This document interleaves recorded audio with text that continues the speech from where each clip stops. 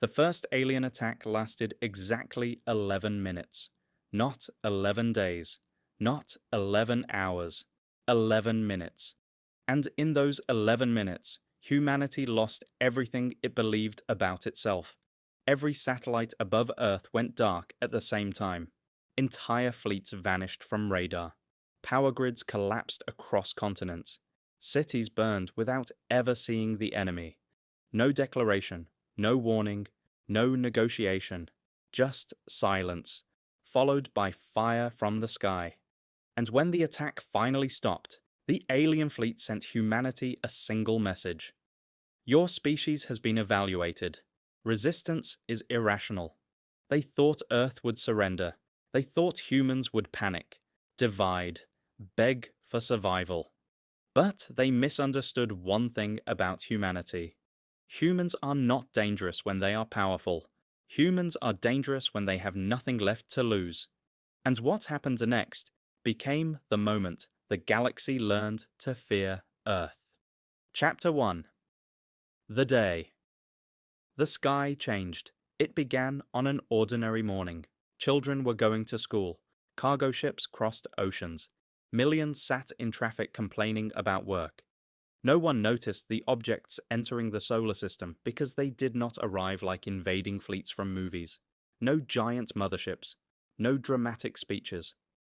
The objects moved silently through gravitational blind spots near Jupiter.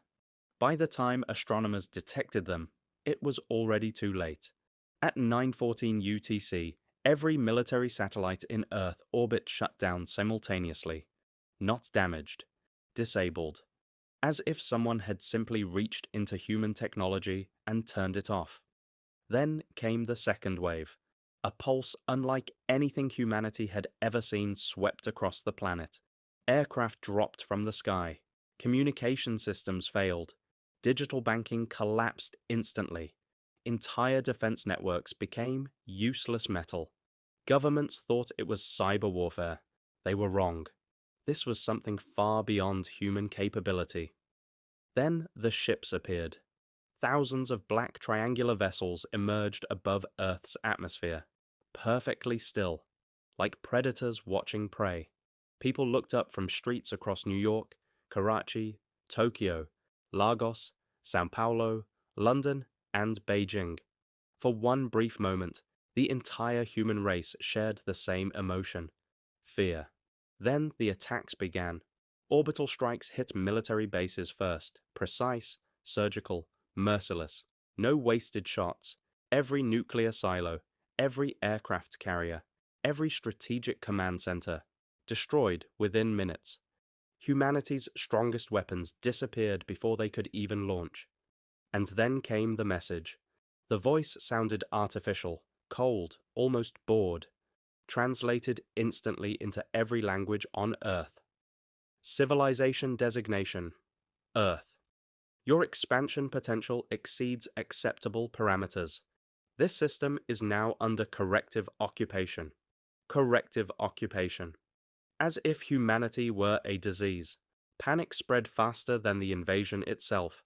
Religions declared the end times. Governments activated emergency protocols. Stock markets ceased to exist overnight. But the worst part wasn't the destruction. It was the realization. The aliens were holding back. They could have exterminated humanity completely. Instead, they wanted submission. Chapter 2. Why They Feared Humanity. 3 days into the occupation, humanity learned the invaders' name, the Velkari Dominion, an ancient interstellar empire thousands of years old. Their civilization controlled hundreds of star systems and believed intelligent species followed predictable psychological patterns. Most worlds surrendered after demonstrations of overwhelming force, and statistically, they were correct. Across galactic history, civilizations collapsed quickly under fear, but Earth confused them. Because humanity reacted differently depending on where you looked. Some surrendered, some rioted, some prayed, some fought hopeless battles they knew they could not win. The Velkari studied humanity like scientists observing dangerous animals, and slowly, they became uneasy. because humans kept doing irrational things. Doctors continued surgeries while cities collapsed around them. Firefighters entered burning buildings even after losing their own families. Strangers shared food during shortages. Scientists whose laboratories had been destroyed kept working from underground shelters. The Velkari could not understand it. Their empire functioned through logic, hierarchy, and survival efficiency. Human behavior violated all three. One Velkari commander recorded something disturbing in his military logs. Humans display catastrophic emotional instability. Yet this instability appears to increase resistance capability. That frightened them, because the Dominion had seen aggressive species before. But humanity was different.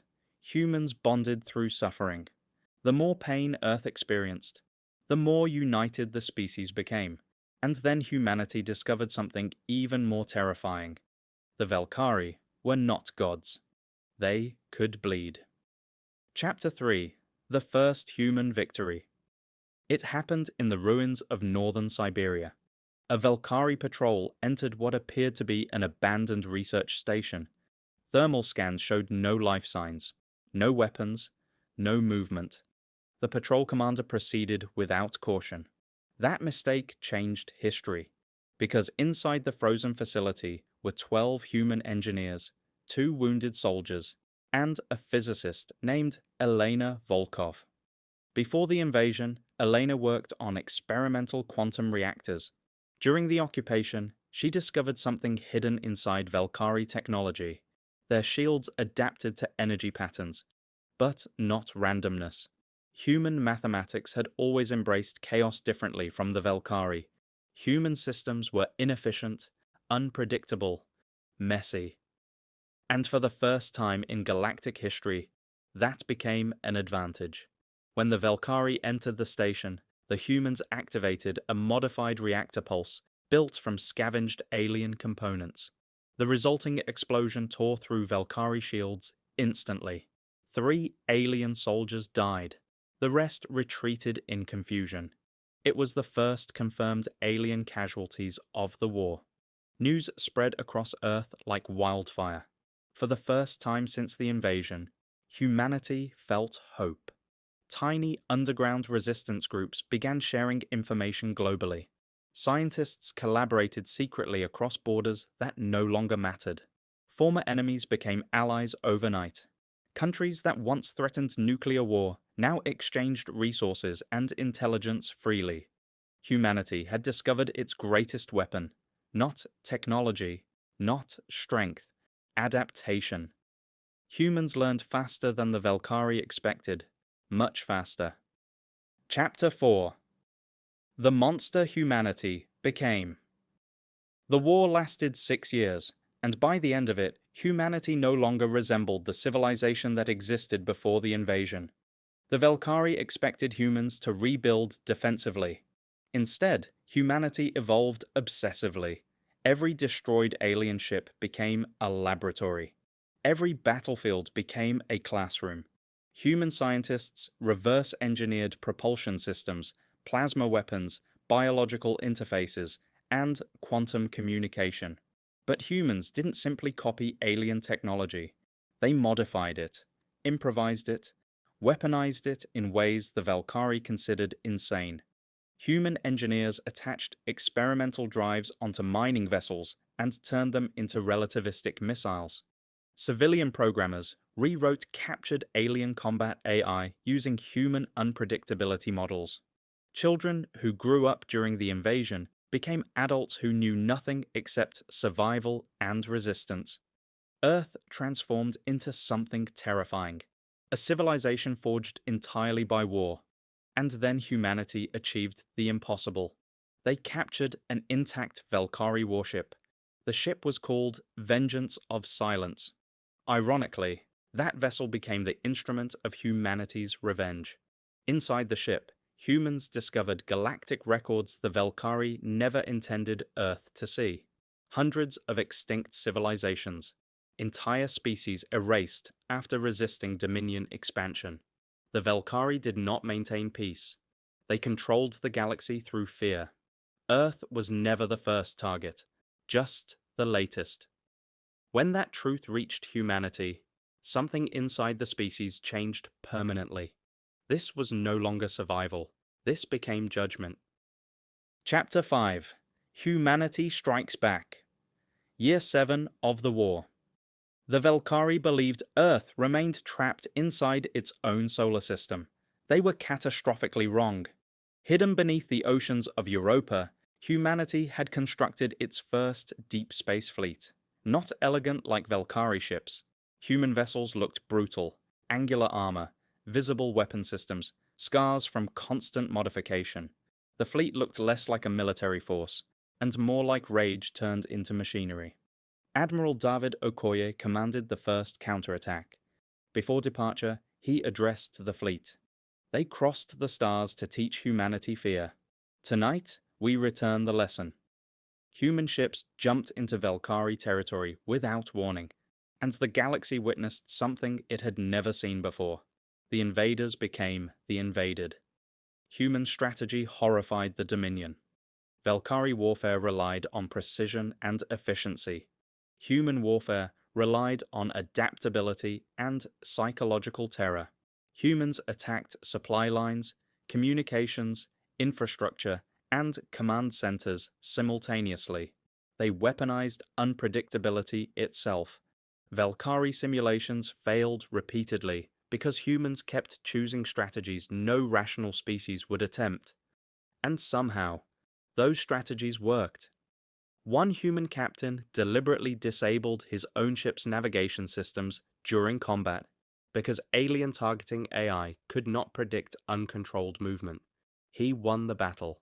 Another human fleet hid inside a star's radiation field for 3 weeks, waiting for the perfect ambush moment. Half the crew died from exposure. The survivors destroyed an entire Velkari armada. Again and again, the galaxy watched humanity endure impossible suffering simply to achieve victory. Other civilizations began whispering a new phrase: never corner humans. Because the more desperate humanity became, the more dangerous they grew. Chapter 6. The Fall of the Dominion. The final battle occurred above the Velkari homeworld. By then, the war had expanded across dozens of systems. Entire alien populations fled at the mere rumor of approaching human fleets. Not because humans exterminated civilians, but because humanity had earned something even more powerful than fear: reputation. The Velkari High Council offered negotiations at last, but humanity remembered Earth burning. Humanity remembered the billions dead. Humanity remembered 11 minutes. Admiral Okoye stood before the surviving Dominion leaders aboard the ruined remains of their orbital capital. The oldest Velkari leader asked him one question: what are humans? Okoye looked through the shattered window toward the stars. Then he answered, "You thought intelligence would make us peaceful. But evolution did not make humanity safe. Evolution made us survive." The Dominion surrendered that same day. But the war had already changed the galaxy forever. Because now every civilization understood a terrifying truth. Humanity was not the strongest species, not the oldest, not the smartest, but humans possessed something uniquely catastrophic: an endless ability to adapt through suffering. And if pushed far enough, humans could transform pain into unstoppable fury. Decades later, children across the galaxy studied Earth in history classes, not as victims, not as heroes, but as a warning. Alien governments avoided provoking humanity at all costs. Military academies taught entire courses analyzing human wartime behavior. Psychologists tried explaining why humans became more unified during catastrophe. No one fully succeeded. And somewhere above Earth, hidden among massive orbital fleets guarding the solar system, a memorial still drifts silently through space. A single piece of metal recovered from the first alien attack, burned, broken, scarred, engraved with one sentence: they attacked Earth first, And beneath it, humanity answered. If you enjoyed this story of humanity's rise against impossible odds, make sure to subscribe for more deep sci-fi stories, galactic wars, first contact mysteries, and HFY adventures, where humanity proves why the universe should never underestimate Earth. Because in the darkness of space, the most terrifying thing aliens can discover is humanity pushed too far.